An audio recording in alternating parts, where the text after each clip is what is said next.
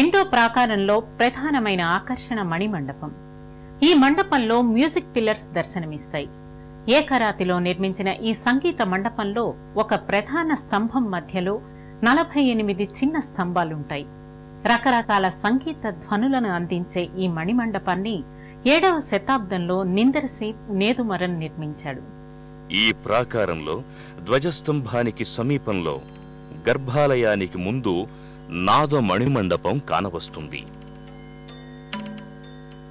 రాతి స్తంభాలు ఇక్కడ శ్రావ్యమైన సంగీత స్వరాలను ఆలపిస్తాయి.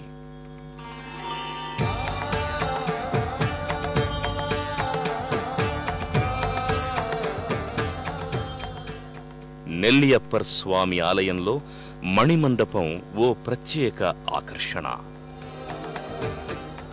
7వ శతాబ్దంలో నిందారసీర్ దీన్ని నిర్మించాడు. ఓ ప్రధాన స్తంభానికి చేర్చుకుని 48 చిన్న రాతి స్తంభాలు ఒకే రాతిలో మలచడం ఆనాటి శిల్పుల అద్భుత శిల్పకళా నైపుణ్యానికి నిదర్శనం. ఈ రాతి స్తంభాలు పలికే సంగీత నాదాలు భక్తుల్ని ముగ్ధుల్ని చేస్తాయి.